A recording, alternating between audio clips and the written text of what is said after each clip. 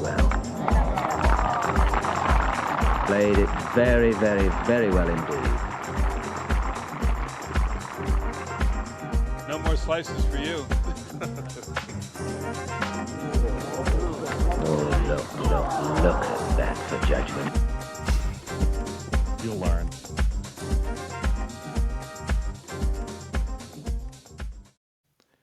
Right, hello. This is Sliced, a new golf podcast with me, Ben Coley, and my friend Sam Harrop. If you've listened to the trailer, you'll know what we're all about, really. But we thought maybe there was space for just one more golf podcast. We thought that golf podcast could maybe focus a little bit more on the European Tour, the DP World Tour, because it's the best. And we thought we might do a good job at it every Monday in less than an hour. Nice and simple. We are across all podcast platforms. So, Sam, I think the hardest part's over. All we have to do is make the content. And on that, I think today is officially the day where I go from journalist to content creator. A sad day. I'll raise a glass tonight. I'd say a happy day, Ben. You know, I guess I've accidentally been in the content creator space for a few years now, but going from the kind of more musical side of things to talking is a slight change. Yeah, if we can stop me doing too many lectures and you breaking into song, we'll be doing it all right, won't we? So that can be the ambition for Series 1 or whatever this is. Indeed, and I mean, do you want to quickly introduce yourself, Ben, and then I'll do a little, couple of minutes on myself as well. Unbelievable. Do you know, like, I've been recognised, by the way, once in my whole life. Twice actually. Twice I've come across people who already know who I am. Clearly, not a lot of people do, and why would they? This is quite a niche sport, and my corner of it is niche as well. But I was recognised once while I was throwing away losing betting slips into a bin. So that was a long time ago when people used to have things like betting slips in their pocket. And the other time it was like a parent in the playground, and that's the worst because then every Monday, tips weren't great last week. No, they weren't, mate. Thanks very much. He's a very nice man actually, and it is nice to have people to talk golf with. Hence why we're here. So yeah, Ben Coley, Sporting Life. I write about golf every week. I've managed to keep this gig going for a long time, like 15 years, or I think I'm in my 15th year of golf previews. Wow. That's good going. I'm going to give you one guess at both of these. What was my first tournament that I had a winner in, and who was the player? There's no way you're going to get it, Sam. But I've asked you 15 years. Well, let's see. So we're looking around about 2009. It was the year 2010. 2010. I've moved on to 2025 already, yeah. Let's say the BMW PGA Championship at Wentworth. And never had the winner of that, so thank you very much for highlighting that. Well, that's one I've got wrong. And the player, okay, well, I can have a free stab at the player then. Eduardo Molinari. Oh, it's lovely stuff. Unfortunately, having said we're going to focus on the DP World Tour, it was Bubba Watson in the Travellers Championship, so there we are.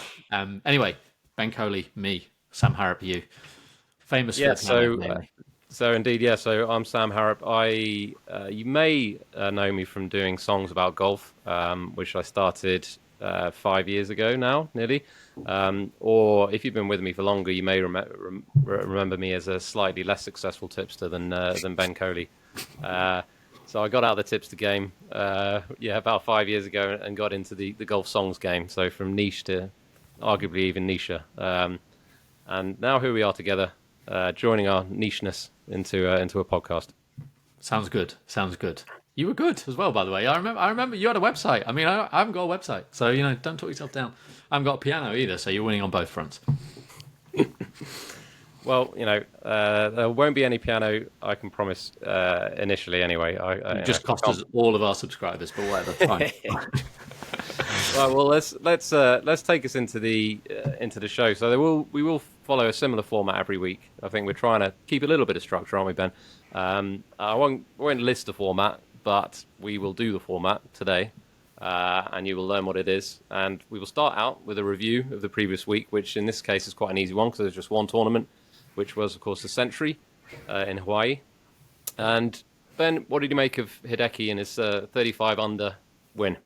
Well, what can you say? I was kind of relieved Colin Morikawa didn't win, to be honest, because he was on the shortlist, and this isn't going to be about my tips and that woe every week. But you never want them to win, really. Ideally, I wouldn't have been keen on Hideki. Shooting 35 under, you're going to have to warm up the putter. I gather he had a new putter, and he did indeed warm it up. So, I'll be honest, Sam. I didn't watch a lot of it. I have a 1-year-old. I have a 8-year-old as well. So yeah, those Hawaii mornings, if ever I've got a contender in one of these events, I record it and watch it first thing. But I didn't see a great deal beyond the first 2 days. But we got thrown up the Kapalua formula now, right? It's a shootout. It's funny to think the changes they made 5 years ago. They were designed to make it tougher. That's failed. It's got easier. And look, it's not offensive to me, and I think sometimes we have to remember that this golf course has the PGA Tour the first week in January. There are 51 more weeks in the year. It looks a heck of a lot of fun to play. Like, for an amateur golfer, what fun to go and hit those drives that go 50, 100 yards further than your usual, to see your ball sort of feed in towards a flag off a slope. It's just good fun, and that's a lot of what golf at a recreational level should be. But clearly, it's not testing PGA Tour players. Yeah, I think that's it. I think it's it's visually nice course. It's quite nice to watch. It's obviously for us over here in freezing cold Britain. You kind of watch these sort of lush fairways in Hawaii, and you kind of get a little bit of envy. But yeah, it's nice. It's nice, but I personally, I don't know if you're on the same page here. I like to see the best players in the world struggling to make par on occasion. It doesn't have to be the whole tournament. It doesn't have to be a US Open style test every week. But I think if it's like literally every hole is a birdie hole, which practically Kapalua is, then I think it starts to get a little bit, I don't know, it gets less impressive when you make a birdie. Let's say that. Yeah, definitely. And I don't think anyone likes that feeling of like shooting 9 under and to progress up the leaderboard. And I don't like it as a bettor as well, as someone whose selections are there. Like, I don't like that feeling of like, oh, only a par. It's not. I try not to think in terms of par. I do try that. It's hard with tournaments like this. I think if they change the fifth to a par 4 next year, which sounds like they might do, they could easily do the same with the ninth.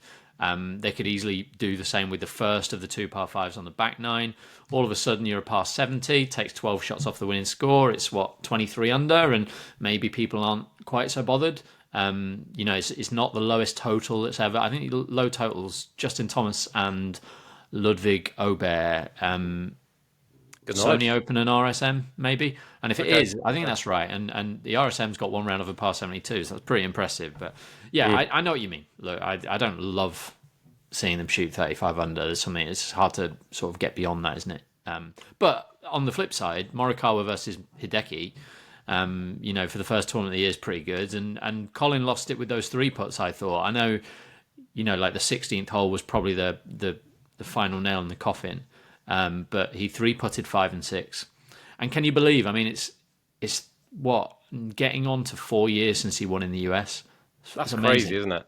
That is crazy. Player of his standard, and especially when he kind of first burst onto the scene. Obviously he won 2 majors pretty quickly, didn't he? It wasn't a huge gap between the 2, if I remember correctly. And yeah, for him to have not won any kind of regular events for 4 years. But I suppose there's several players in a similar camp now. I mean, you look at last year, a lot of the kind of top US players, have had a bit of a gap between their wins.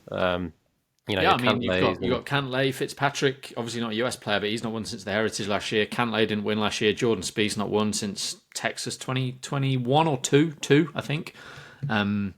Justin Thomas hasn't won since he won the US PGA. It's so hard, isn't it, to win golf tournaments? And, just a quick word on Hideki there. I mean, he's been doing it pretty consistently for 10 years. I've got a question for you. Where do you pitch him in this era of the fairly tiresome, nevertheless, persistent debate of whose best is the best? Yeah. He's not one that... I think of Firestone. I think of yesterday. I think of both of those, Firestone and yesterday, gained about 18 strokes on the field. That's pretty rare. And I did do a little bit of digging this morning. Rory's gained 20 on about 5 occasions. Scheffler's yet to do that. So anyone who gets annoyed when people say Rory's best is the best, it's not the only way to measure it, but it's one way. And Rory has won major championships by 8 shots. I mean, that's a pretty good way to earn that mantle. But Hideki, for me, is the one who you can't put him on Rory, Scheffler, Dustin Johnson, John Rahm level because he's a one-time major champion. But of those one-time major champions, yeah. Yeah, he's not actually, it's funny, he's not one that often comes up in that conversation, like you say. But, he doesn't, I guess really the only question mark over his game is the putter. Really, generally, obviously it wasn't a problem this week, and I think that's probably that's really the thing with him is if he gets the putter working, everything else is basically obscenely good, isn't it? So is a sort of player who, if he manages to keep that that putter hot, this new one that he's discovered, he could quite easily win 3 or 4 times this year. At least one of which could be a major. But yeah, I hope so, because he feels too good to have one major, and I don't like saying that because majors are really hard to win, and we shouldn't be flippant about it. We shouldn't just hand them out. But one major for Hideki, given his ability, it's not that it's not enough for him to have won them. I feel like he would deserve at the end of his career to be considered more than that. Yes. And I do think 2 majors puts you in a different club, doesn't it? Absolutely. And to do it all, by the way, as a Japanese man living in America, we don't say it enough. It is hugely advantageous to American golfers that the most of meaningful golf takes place in America. The whole sport would look so different if most meaningful golf took place in Britain or in Japan. They've got a massive advantage given to them by birth. And for Hideki to have overcome that and put himself there as like the top of that second tier of golfer over the last decade, enormously impressive. Well, I love him. I love Hideki Matsuyama. He seems like a very wholesome bloke. Obviously, we don't really hear his own words in English very often, and this brings me on to a question I have, which is maybe a slight conspiracy theory, but I'm keen to know your thoughts on this. Do you think that Hideki has actually got perfect English? That he pretends he doesn't, so that he doesn't have to do 2 lots of press conferences, one in Japanese and one in English every week? I don't think it's perfect, but he can definitely get by. And by the way, that makes me like him even more. Well, exactly. You can't blame him. You learn the Japanese, and you talk to me. Yeah, no, I've no problem with that at all. But yeah, I think it's pretty clear from he's got a few non-Japanese friends on the tour, and it's pretty clear that he can have a conversation. Fluent, maybe not, but fluent enough. Indeed, and I believe you wanted to talk a little bit about a couple of players who maybe are in a slightly tricky spot career-wise, or at least we can't really see where they're going. Yeah, just 2 players who were on social media a lot last week in terms of people, it's the time of year we talk new clubs, new coaches, new everything. And it just struck me the sort of, I don't want to say the word synergy in episode 1, but I've said it now, between Victor Hovland and Max Homa. Because if you go back to the previous Ryder Cup, and obviously this all sort of begins the countdown to the Ryder Cup, really. But if you go back to the previous one, Homer was brilliant for America, the only one, really. And Hovland was a little bit overshadowed by Rory and Rahm, but basically the reason we won that Ryder Cup was that we had the 3 best players in the world at that moment, I think, and they all were brilliant. And he was very much part of that, and it was obviously that period, the autumn of 2023, he was probably the best player in the world for like 8 weeks. New coach for him. Hovland saying he's his own coach, but he's got a video consultant. Don't know who that is. Homer's sort of started with this coach who works with Joseph Bramlett and Bo Hostler. I'd be slightly worried that he works with Bo Hostler, who doesn't necessarily hit the ball that well, but there we are. Bramlett does. And I think he works with Stuart Sink as well. So new coach for both of them, or new style of coaching. New clubs for Homer. He's gone Cobra. Hovland's doing that pump thing again. I don't like the phrase, but where he stops and starts again. So it's all changed. And double pump, yeah. Yeah, and he's got a broken toe. So there are a lot of question marks. And I think on Hovland's side, it's borderline impossible to imagine him not making the Ryder Cup side because of who he is. And last year was a bad year, and he still could have won a major. So I'm not going to get carried away there. But Homer definitely couldn't be sure of his spot. And I'd just be interested to see how they go the next 12, 15 weeks.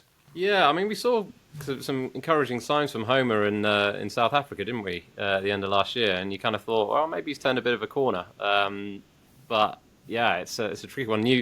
I got to say, I don't love the move to a new equipment manufacturer after your best season in a while. Oh, sorry, your worst season in a while, because it feels a little bit like, is the blame being placed on the equipment? I don't know. I might be being harsh, but the timing doesn't feel great on that front. But who knows? It could sometimes. Change can do funny things. But he's definitely one who's in a more precarious position. Re the Ryder Cup for sure. I mean, Hovland, like you say, his position should be safe. You'd think, unless something goes horribly wrong. But Yeah, something's gone very, very horribly wrong if he doesn't make it. But yeah, and for Homer, obviously, he's been so good at this time of the season. So it's sort of, he has to face up to this now. Like, I don't think he can meander his way through to the US Open and then find a bit of form. Like, it's got to happen pretty soon. But there have been loads of positives. You're right to call out the Nedbank. The way he played in the President's Cup was just, maybe he is just going to be that guy who, you think of some of Europe's best players in the Ryder Cup down the years, and only Sergio really went on to win a major. So you don't have to be everything all the time as a tour golfer. You can still step in and fill that role. But I think the reason we've not had that in America is that come the crunch, if you're not qualifying for the team, it's just not enough to select someone on what they did 2 years ago, So there's going to be so many players playing well that could have your spot. So we'll see how it goes. 100%. So we're going to move on to the next section, which is in the news. So just things that are topical in the world of golf, and I'm going to start out with the Scotty Scheffler injury, which a slightly odd one. I believe he got a shard of glass in his hand whilst preparing Christmas dinner. Thoughts on this? Is this true? Is this a Dustin Johnson down the stairs scenario, or is this legit? No, I'm pretty sure he hasn't been doing any Class A drugs, if that's what you're asking. No, that's a joke. That's a joke. It's libelous. Although possibly true. No, I think it's hard to imagine how you could do that. I don't work with glassware while preparing the turkey. I am accident prone, and I didn't smash any glass while cooking. But I'm sure it was a perfectly innocent accident. It was quite nice, wasn't it? There was no like, oh, he's off to live talk when that came through. I'm tired of that being, like Finau withdrew from whatever because he was getting surgery, and it was because he was off to live. It has kind of become the default, hasn't it? If someone withdraws from a tournament, a couple of days before, that tends to be the kind of default reaction of, or at least from certain camps. Yeah, must be the end to live. That's it. Yeah, Scheffler's about as PGA Tour as they come, isn't he? So surely not. But sort of more seriously, any sort of hand injury for a golfer, who knows? I really hope it's nothing, and he's back in a couple of weeks. I think he's hoping to play the Amex, right? So, that would suggest it's minor-ish to me. If it's if that is the actual intent to play the Amex. But yeah, let's see. I mean, if he comes out and he finishes anything outside the top 10, then there probably will be questions asked when there. Absolutely, yeah, absolutely. And look, that's a sign of how dominant he's been. He's sort of clutching at reasons he might not be quite as good. On that though, I mean, like I do think seriously, like we're talking about Morikawa a minute ago and how he's not won in the US for 4 years. He's won the Open since then. It's not, and given our DP World Tour tint, obviously we're not going to manage that this week, but in the future. I'm not disrespecting that in any way, but I do think it speaks to a point that like the worst time to judge and project what someone's going to go on to achieve is when they've just achieved something great. Like it should just be when they're playing okay. If you want to know someone's opinion on what Ludwig Åberg is going to achieve, ask now, because now he's had a year without winning. We can just be calmer about it, and it does my head in a little bit. Like I think even when Brian Harman won the Open, within 5 minutes of that having happened, we were asked how many majors he would win. Well, one, almost certainly one is the answer.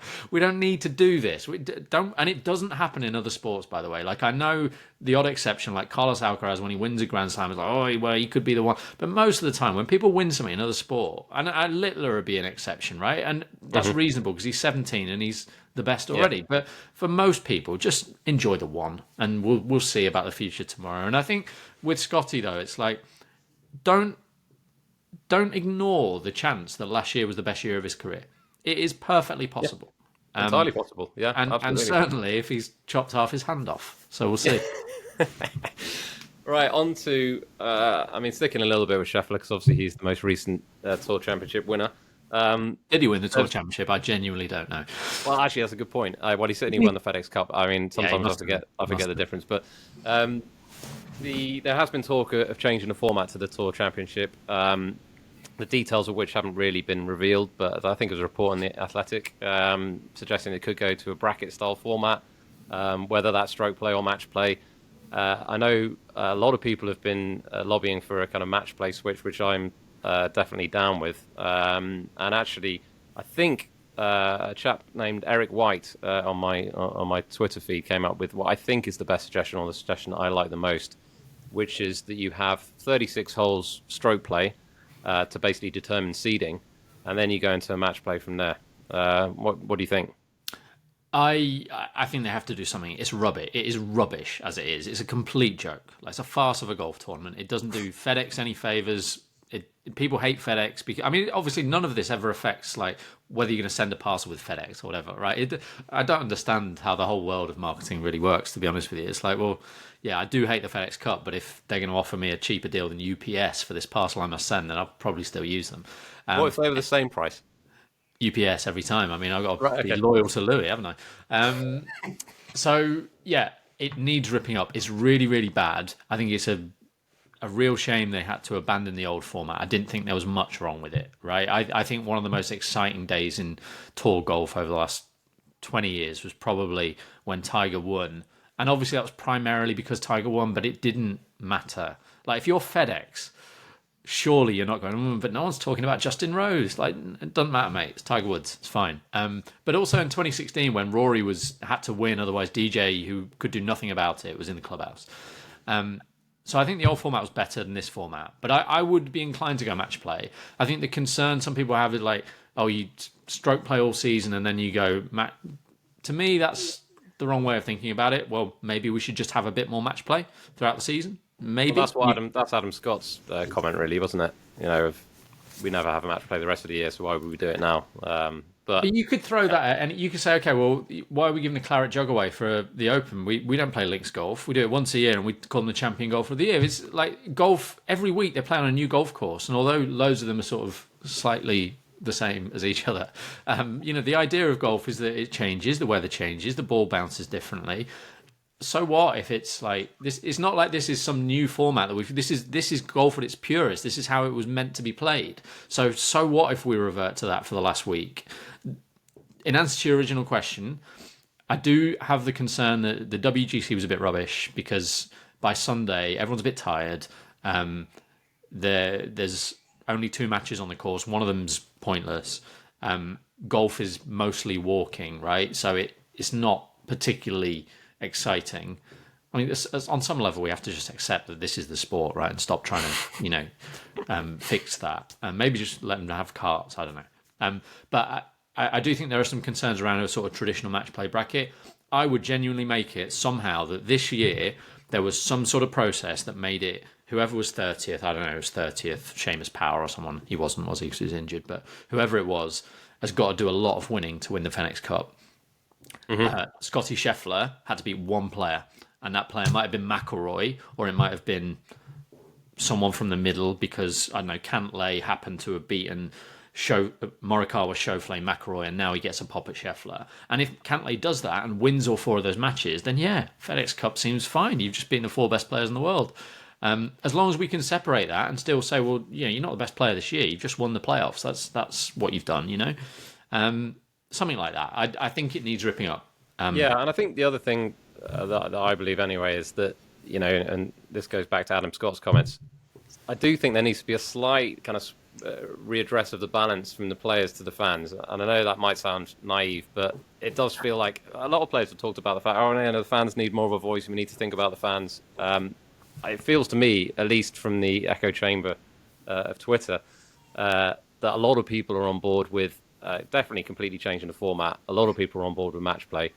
There's a lot of people I feel probably aren't that bothered about watching it in its current state, but would watch that. So surely that's got to count for something.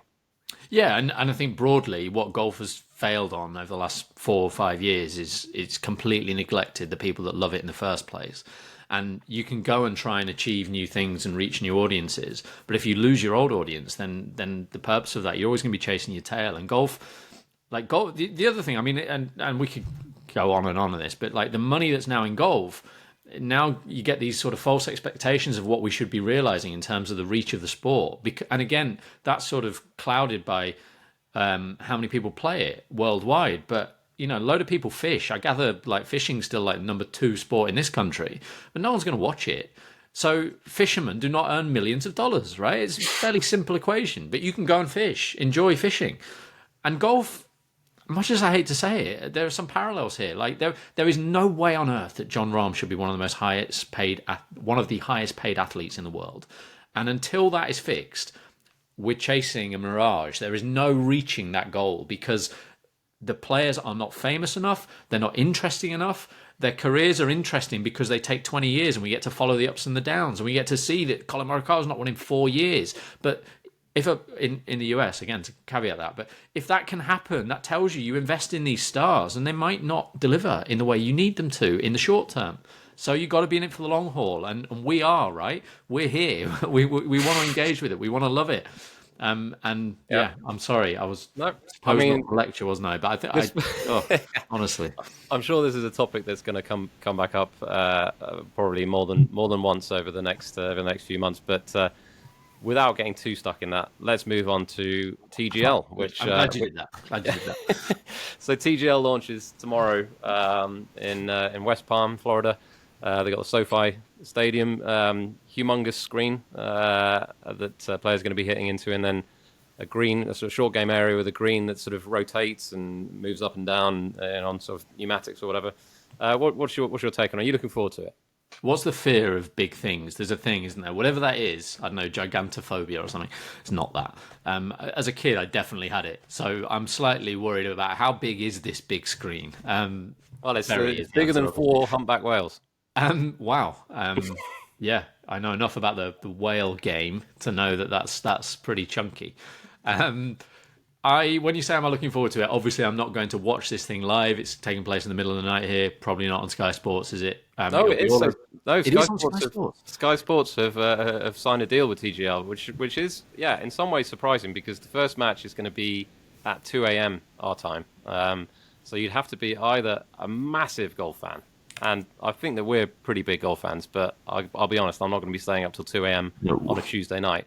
I will record it now, though. I'll press record. Oh yeah, I'll watch it on catch up. But to actually stay up and watch it live, it would that would require a different level of fandom, or maybe having a baby like yourself. Yeah, fortunately, touch wood, he's sleeping through. But look, my son wants to watch it. Right, he's 8 years old. He wants to watch it, right? That's a thing. That's worth saying, right? Definitely. I think it looks kind of fun.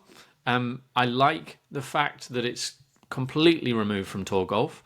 I like the fact they're not trying to tell us that this is going to grow the game. I don't think I've heard the phrase. If I hear the phrase "grow the game" in the first broadcast, this actually could grow the game. But anyway, the format looks good. The holes look silly, which is good. Again, I didn't want them to be hitting into the screen playing the old course. Like I'd see them play the old course in real life. The team, we can poke fun at the teams all day long, probably should. I think in the first match there's a Californian team without any Californians on it, and the New York team has 2 Californians. So, and I can't for the life of me understand why Shane Lowry's not on the Boston team with Rory. I think they miss something there. Well, I've been doing a lot of thinking about this. Well, not that much, actually, I'll be honest. But it seems to me like they've tried to make the teams kind of fair-ish, because for what other reason would you not have a team of players from Jupiter playing for Jupiter Links, right? The only player who's got any connections to Jupiter is Tiger Woods, right? And you've got the other 3 have got nothing to do with Jupiter whatsoever. You got Tom Kim, who lives in Dallas. You got Kisner, who comes from South Carolina. I think he's sort of maybe lives in Georgia. What is he doing there, by the way? Well, Kisner.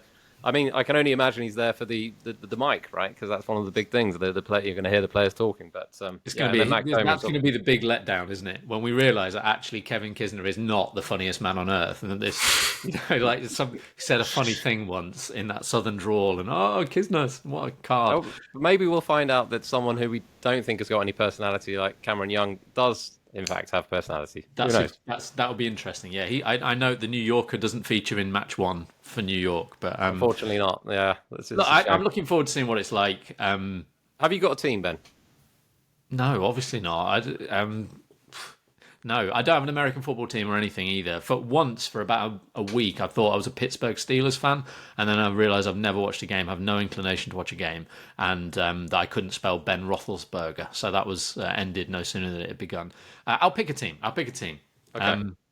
I liked San Francisco, so I'm going to go for the Bay. I've been to San Francisco. Okay. Yeah, okay. I liked Well, I mean, we're going to have a bit of a rivalry going on because I think my team is LAGC. Is it? Wow, local rivalry. Yeah. This is only on the basis, by the way, that I really like Sahi Thigala. I think he's a lovely, like, humble man. Tommy Fleetwood. I mean, who doesn't love Tommy Fleetwood? Sure. Right? Yeah. Justin Rose, absolute pillar of the golfing community, and look at what he's done for the game. Yep. And then, well, Colin Morikawa. I mean, he's okay. Yeah, I've got a bit. Yeah, I sense this can be unspoken, which is great for podcasts. But I sense we've got a mutual understanding that Colin Morikawa might not be the nicest man in the history of the world, which is what he was definitely positioned as about 3 years ago. He's got an edge, and I like an edge. I should be clear, but he's got an edge. Remember when he wouldn't wear green on the Netflix thing? I'd actually forgotten about that. Yeah. We'll see what happens, eh? That is the edge. Go Bay. Yeah. Okay. Go LAGC. Right. Next, we need to move on to our next topic, which is the world of golf this week. We can briefly talk about the Sony Open. I think we're going to focus on the Team Cup, obviously for our DP World Tour tint, as you said. So quickly on the Sony, I mean, obviously, the sort of the saddest part about this tournament, of course, is that Grayson Murray, should be defending. Very sadly passed away last year, and I think that's going to be the biggest storyline this week. But any sort of further thoughts on the event generally? Yeah, look, for all its faults, the PGA Tour will be good at honouring the memory of its 2024 champion, and I'm sure they'll do that really well, and rightly so. It's hard to know what else to say about Grayson Murray because obviously he was such a controversial character for so much of his career, and I don't know. It was great to read some stuff about how he changed his life, and what can you say? It doesn't. I find it really hard to know what to think and what to say about it. I didn't know the guy. It probably teaches us all a lesson in judging people, doesn't it? Like I write player profiles. The one thing for me personally, like, it does make you think. When I came around to writing the Open profiles, I write jokes about these people. I don't know them, but I'm not trying to be spiteful, but it probably just is a reminder to me that they are just people, and everyone has problems, however successful you've been. So I hope his family are able to reminisce on a fantastic performance last year and everything he brought to them and his local communities and people like Akshay Bhatia, by the way. If we can get a winner this week, I believe Akshay's in the field. I should know that. He was mentored by Grayson Murray. He was, clearly thought a heck of a lot of him. So if we get a story this week, it might be Akshay winning. That's a good shout. That's a good shout. Yeah. To be honest, I aside from the fact that it's basically in the middle of the night over here, at least when it gets to its sort of finale, I like it as a tournament. It's an interesting course. It kind of generally rewards a different kind of player who, or at least it doesn't really reward the kind of the big, power hitters, which I like. So yeah, I'll be watching. I probably won't be staying up to the finish like I did last year because obviously I was cheering on Ben An, who made it all the way to the playoff. So I did stay up till probably about 2 a.m. Watching that, and obviously he missed probably a 4 or 5 foot putt, I think, to extend the playoff, which was a very Ben thing to do. But I was happy to see him win. Happy to see him win at the end of last year on the DP World Tour. Totally, yeah. And just one sort of player note for the Sony Open. Interesting that Jesper Svensson's playing. So he was one of the 10 new members from the DP World Tour at the back end of last year. He's not in the Dubai Desert Classic field next week. I think that's really interesting. It suggests that he's going to go full all out trying to get enough FedEx Cup points that by July he can come back to Europe. He's going to go about it that way. Whether it proves the correct way, only time will tell. It's probably not great for his Ryder Cup chances, but I think they were slim anyway. I think you'd be foolish in his position to put Ryder Cup ahead of establishing yourself on the PGA Tour. So he's the one who's gone over there. It's probably the worst course for his game that he'll play on the PGA Tour, apart from maybe if he gets into the field for the Heritage. But he's there. He's got bags of ability. We'll see how he does. Yeah. Yeah. My only other player note is a chap by the name of Mao Matsuyama, affectionately known as the Chairman, I believe, and he's a 16-year-old former Japanese amateur champion, and I think he could be one for the future. No relation, no relation. Not to Chairman Mao, to Hideki Matsuyama. No relation. No, I did look this up because I thought that maybe they could be cousins or something, but no, he's not related to Hideki, unfortunately. But yeah, an interesting one to watch this week. So on to the Team Cup. Real golf this week. Yep. Yes. So obviously we've got the Team Cup. I'm going to let you talk about the format, Ben, because I've got to be honest, I've forgotten already, even though you told me the other day. So maybe you can outline the format, the scoring. Yeah, so obviously they brought this back 2 years ago. It was the Hero Cup for sponsorship reasons. There was a big furore about why it wasn't the Seve Trophy and people trying to score points that way. But ultimately, it's a good thing that it's back. Very much Luke Donald's idea, and obviously he's still captain now for the Ryder Cup. There are 10 players on each side. I like the fact that the process to decide who got the final spot on each side was basically the Nedbank Challenge. They just went, oh, well, Longask and Matt Jordan both played well, so they can fill the team out. But both quality players out on the back of the best years of their career anyway. The key dynamics here are that everybody plays every session, so there's no selecting who to leave out. And there are only 5 4-balls. So in terms of like having a place to hide, if you like, there isn't really one because there are 10 foursomes on Saturday and 10 singles on Sunday, 25 points in total. So 40% of the points coming from foursomes. You'd think that would only sort of exaggerate the advantage held by the better team on paper. That's probably GB&I this year. It definitely is. They've got the only course winners. They've got the only sort of genuinely world-class players at the moment in Fleetwood and Hatton. But yeah, that's the format. Teams are good. Be good, entertaining golf for 3 days from Friday to Sunday. And I think it's easy to take the mick out of events like this. But there's a bigger purpose here. And I think that probably is the other thing to say for me, is that Luke Donald was definitely involved in pairings and even orders last time. Yeah. I think the main thing to learn if you're looking to, if you're having a bet on it or you're just looking to figure out how things might play out, or you want to take some lessons for the Ryder Cup, is that some of us might have thought last time that Lowry, Fleetwood and Hatton would be separated, spread out your strength. But actually they form like a mini pod and they played with each other. And I think that's Luke Donald saying, well, they're the only 3 players I'm certain I'm going to be taking to Rome, so I might as well let them play together. And see if I can, I might strike gold. One of them might win 7 and 6 and have the time of their lives. So I think we'll see more of that this week. So it's been used as a sort of proving ground, basically, for the Ryder Cup. Yeah, as much as it can be. Because let's face it, with the greatest respect to the players here, there are loads of them. Of the 20, there are probably 12 to 15 who won't get. 10 to 12 who won't get that close to qualifying come the end of it. I don't know who they are now because they've all got the ability to. Yep. But some of them will not be that close to the team. Final thing, Sam, I'm talking too much about this. Your fault for teaming me up. But if you do go back 2 years, the best player for Europe was Nikolai Højgaard. The best player for GB&I was Robert McIntyre. So clearly, that will have helped both of them when they actually played on the Ryder Cup team. 7 months later, 9 months later. Good bit of info there. So on to our next section, which is player tracker. So this is something where basically Ben and I both choose a player on the DP World Tour who we're going to be tracking throughout the season. So we can follow them in each of the tournaments they play just to see how they're getting on. So someone that we want to monitor their progress. Maybe it's someone who we think could improve on their previous seasons. And well, Ben, give us your player. Who are you going for? Well, I fear our relationship may come to a crashing end here. If it's stolen really off.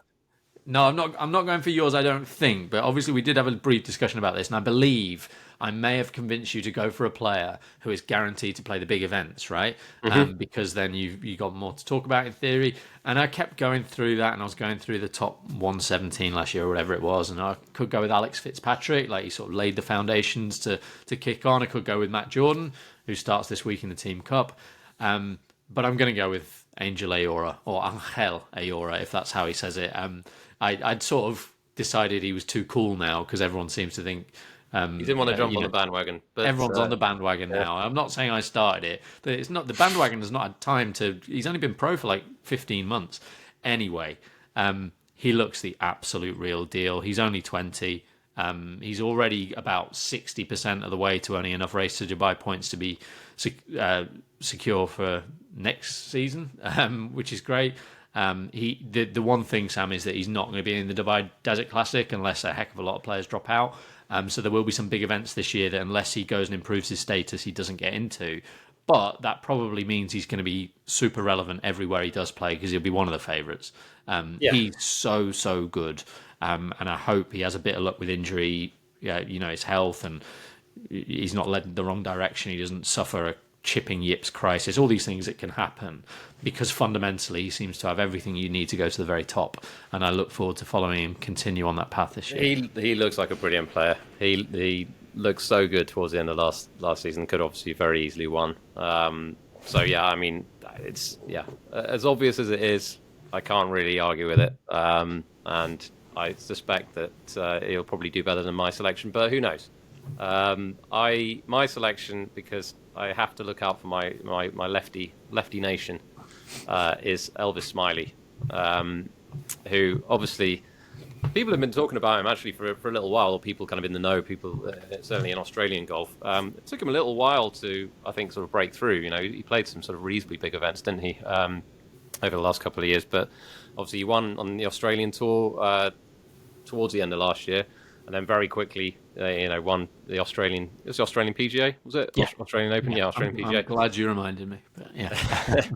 So he won that. Obviously, beating some very good players in the process, and he's played well since in sort of bigger events. So there's good reason to suggest that sort of him basically getting over the line has really done a lot for his confidence now, and he's ready to kind of take his game to the next level, as they say. Yeah, definitely. He looks great, doesn't he? Really impressive to win the PGA, like from Cam Smith, and load of the best players in the field snapping at his heels, and he never really blinked. His putter was insanely good, that back nine, but it doesn't matter how you do it, does it? He was brilliant, and I really impressed him at the Nedbank on debut to go and stick around and gradually progress up the leaderboard. I'm sure a lot of people know his mum's a Grand Slam tennis player. I was going to say champion. Did she win? Yes, she doubles champion. Yeah. So I mean that sort of pedigree always catches the eye, doesn't it? I mean, there've been loads of players who've come through. Ryan Fox, the first one that springs to mind, son of Grant Fox. But then loads of people who come through who've got that sort of sporting heritage. Wasn't Xander Schauffele's dad like a javelin thrower or something? I don't know. Really? Now he just throws daggers. I don't know. I could be wrong on that. Maybe I'm thinking of. I'm gonna have to do some research. That doesn't. I mean, who am I to judge someone on their appearance? But he doesn't look Hayden like Bapley. No. Here we are. That's banter. Good. Yeah, he looks like he could go to the top. It'd be great. The key thing for Elvis as well, like if you don't mind me saying, like in some ways a big opportunity, in others a big challenge, is that he is in those big events. So he's going to be straight in there in the Dubai Desert Classic, and that's great. But if you start to struggle, then you start playing a really busy schedule because you feel you need to add in some of the weaker one and try and find some form, and it'd be interesting. But yeah, there's no reason to think he won't stick around for a long time.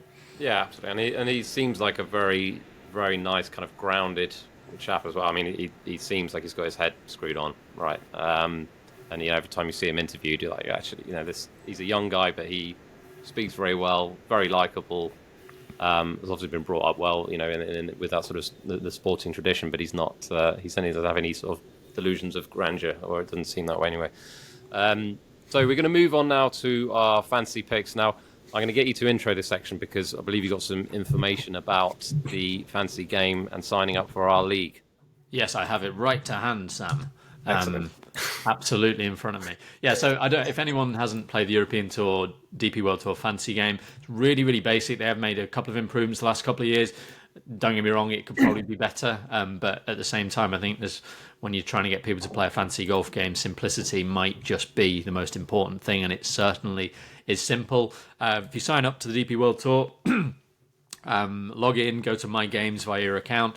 You'll see fantasy golf. You pick 6 players every week. There is no restriction on who you can pick. You can have as many lefties as you like, as many, take the top 6 in the market, do whatever you like. One of them is selected as captain. They earn double points, and it's as simple as that.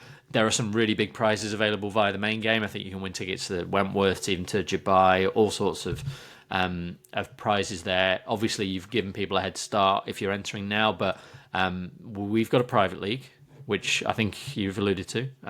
We do, and we are going to give a prize. We've found the midpoint, haven't we, Sam, between my house and your house, basically. And it's in Sunningwell, is that right? Sunningwell. Not Yeah, Sunningdale. Sunningwell, Just to be very, very clear for the lawyers, we're not guaranteeing anybody a trip to Sunningdale, but Sunningwell, that's in the middle, right? So we're going to take people for a round of golf. We are. Two people. We're going to take the top two for a round of golf, and then the top one will probably get something on top of that because it doesn't feel fair for them to get the same thing. So maybe they'll get a pint in the club. I like that. I like that. So we're going to put the code to sign up. There's a private league code. It is S460TR1D. I'm not repeating it. You can rewind. But we'll put it in the show notes. That's something people say. I don't know how you do it, but we'll figure it out. We'll put it in the comments on YouTube and stuff like that. We'll tweet it from @SlicedGolfPod. Is that right? That's correct. Yeah. Yes. And please do join in, even if you don't want the prize. Fine, no offense taken. But it'll be good fun. And we're starting this week. They're doing it for the hero. Do you want to go with your selections first, Sam? Have you got I will. I have got. Yes, the I've Team done, Cup, rather. Sorry. I have, and this. I'll be honest. This is the first time I've played the European Tour fancy game. What an exciting day for you, then. I get extremely exciting, and I was struggling. I've got to be honest. This week, I would have rather gone into sort of a normal stroke play tournament for my first game, but I very much sat on the fence by choosing 3 players from the 2 teams because I felt like I couldn't really decide who was going to win, and I've gone relatively obvious on the GB and Ireland side of Hatton, Fleetwood, and Wallace. Hatton and Wallace particularly, I think, are very much invested in being in the Ryder Cup team. Hatton has obviously got a very, very good chance, whatever, but I think he's making damn sure that he's going to be there by playing these type of events. Matt Wallace has made no secret of the fact that it's basically his number one goal in life to make the Ryder Cup team, and Tommy Fleetwood is just a very good player, and he lives in Dubai, doesn't he? So he's very comfortable in the desert. So those 3. And then I've gone through. So, Sam, I'm going to interrupt you here. Sorry, yes, please. This is what happens when you work in live media. Turns out they've just abandoned that and they're not doing it this week. So that's good. Oh. They're skipping the Team Cup. Now, might I say, that seems entirely logical. Yep. It would have been really strange because there's no real way to separate players. But unfortunately, they're not doing it until next week. I only noticed because I logged in and my team is absent of Francesco Molinari, who had been one of my 6. And I can select Thriston Lawrence, who is neither from the UK, Ireland, or Europe. So, yeah, they've cancelled it. Are we sure that Thriston Lawrence hasn't done a Rory Sabatini or a Adrian Otaegui and changed nationality? It appears not. It appears not.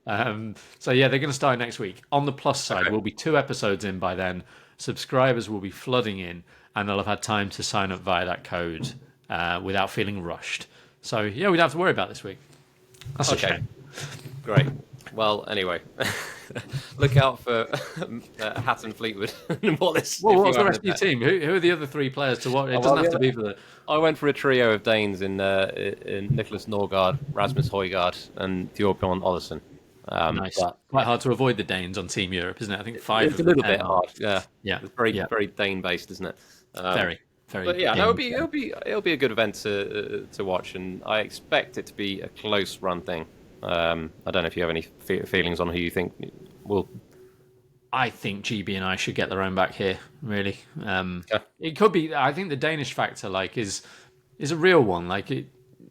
5 players from the same country who know each other well, and it's good camaraderie there. That helps when you're bringing together 10 people who may otherwise not have known each other, may not speak the same language. I mean, obviously they all speak English, but I think it's an interesting sort of angle into that side. But Fleetwood and Hatton. Fleetwood was captain last time as well, and I'm not going to say it was a big distraction, but he's just playing this time.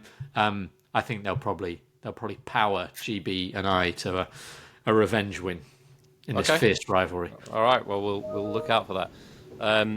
So we're coming towards the end of the show, but we have got, for me, maybe the most exciting part of the show, which is this whole project is so me and you can have a bit of fun for 10 minutes every Monday, isn't it? Basically, doing some golf trivia, basically asking each other questions though. But we got a game called The Highest Bidder, which is loosely based on something I heard on a radio station ages ago. And the notion is someone poses a category, and then the two of us get to bid. We're gonna write our number down on a piece of paper for how many we think we can say of that category. So it could be one-time major winners, or it could be Danish players on in the Team Cup. But anyway, we have to both bid for how many we think we can get, and then the person who bids the highest then gets to go.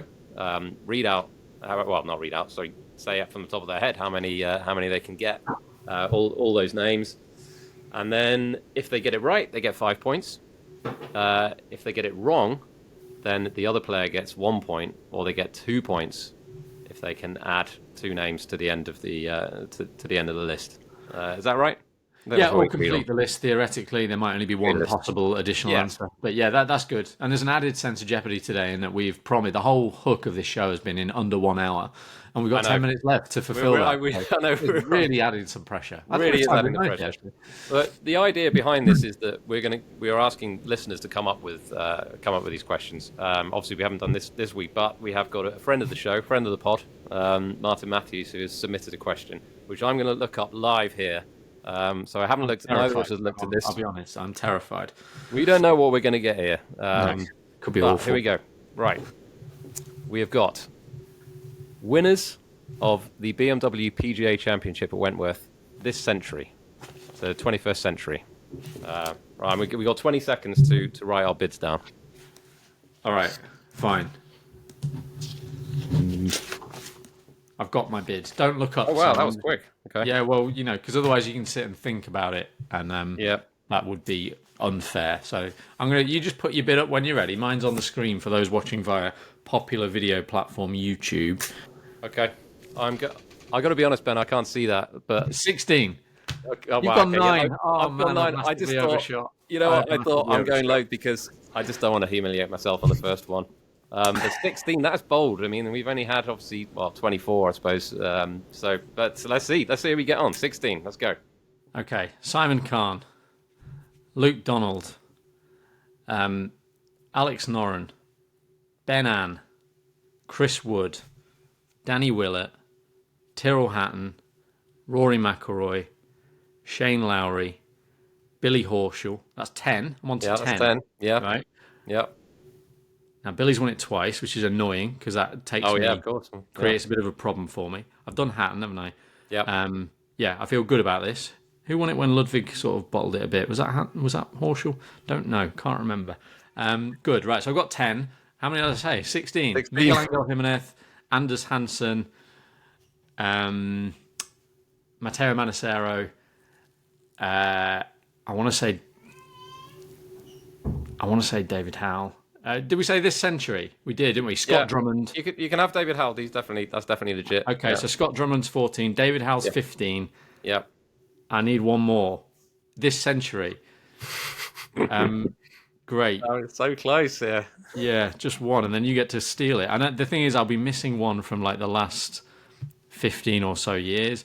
I obviously want to say Colin Montgomery, but I've just got this nagging doubt in my head that Monty probably... all my Wentworth memories are from the match play. Spanish, we've done. Ernie, probably not this century. Henrik's never won it. Did Henrik win it from miles back? No, that was Alex Noren. I've said Donald, Rose, Paul Casey. Or was that the match play?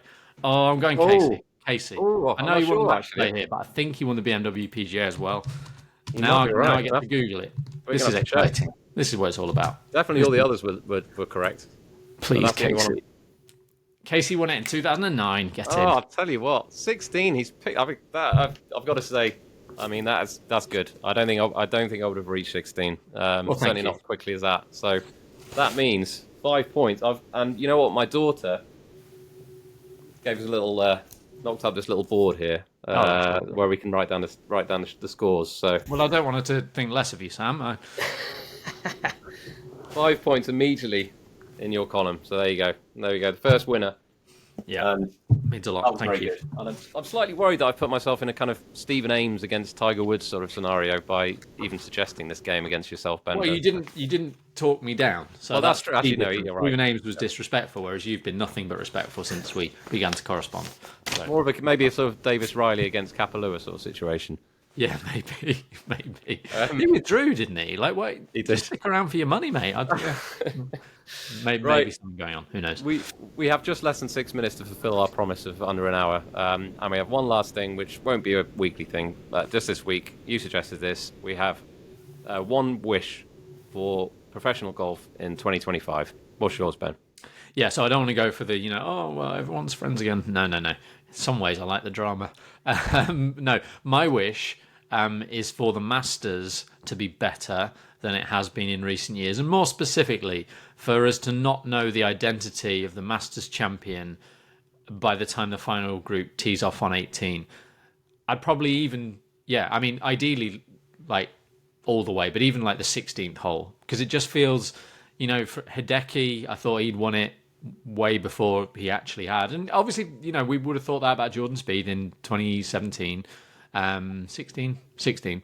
But basically, most years since then, certainly DJ, certainly Scheffler twice, certainly Rahm, just feel like, And it's one of the favourites. And again, this is all about me not tipping the Masters winner ever. But essentially, I want the Masters to be like that year in like 2011 or something, where basically if you were in the field on Sunday, you were in front at some stage. I remember KJ Choi, Angel Cabrera, loads of guys just hit the front in the Masters. I want that again. Again. Simple. It's not asking much, is it?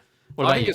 I think that's an excellent one, Ben, and you're far more specific with your wish than me, and I like yours. Mine is a bit more kind of generic, but I just really love those kind of redemption stories or those sort of comeback stories. I don't think that people really talk enough about Manasero last year, because I think what he did was amazing from the depths that he went to.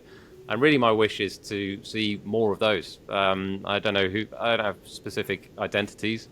It could be David Duval winning on the Champions Tour, or it could be, Jeff Overton, somehow getting back to the PGA Tour and winning. But I'd just love those stories. Those kind of players you've sort of forgotten about, or you're like, how did it go so bad? And they come back and win. So I love that. I love that. And as you mentioned, Jeff Overton, in the coming up this week in golf section, we didn't mention the Corn Ferry Tour is back on Sunday. There's one interesting dynamic, and I know the clock is ticking, but loads more players who just missed out on keeping full status on the PGA Tour are playing on the Corn Ferry Tour in the very first tournament. Pearson Coody, Garrick Higo, Kevin Tway, Dylan Wu, Matt Neesmith, all these guys in the past, they never would have done it. They would have been in the Sony Open field, to be honest with you, if not the Amex after that. So that's going to have a knockdown effect. It's going to make the Corn Ferry Tour stronger in a very basic sense. One interesting name that I know you like, Sam, and again, I'm watching the clock, Adrian Demond de Chassar will be one of those players. He's not playing on the Corn Ferry Tour this week. He's not? He's listed as trying to get into the Dubai Desert Classic field via one of the 5 FedEx Cup exemptions. Oh, okay. He will need 6 or 7 players to withdraw. It seems unlikely, but it will be interesting. Does that mean that Adrian Demond de Chassar is going to do what Matthias Schwab did last year and play in Europe all year? Because he could play a full schedule apart from the big events. So that would be, I think that'd be great to see more of him. That'd be fantastic. And it looks like he's he's Belgian, isn't he? So and he's your mate. So ish. I spent an hour with him on Neptune Beach in Jacksonville, but he's a lovely chap, and I obviously he had a tough go of things last year, but I firmly believe the best is yet to come for him. So good one to watch. Does that bring us to the end of our running order? I think it does. I think that is the end of the first ever Slice Pod. Wonderful stuff. Well, so, do you want to sign it off for me? We didn't discuss this part. I'll sign it off just because I believe I've got the button. But thank you very much for joining us. Please do follow us on social media. We are at SlicedPod on Twitter and Instagram. And obviously you can listen to this on probably where you're listening to it at the moment, which is either going to be Spotify or iTunes, or watching it on YouTube. Please continue to do so. Please leave comments, share. Any kind of support is very much well received, and we hope that this will be a long-running podcast. Thank you for joining us today.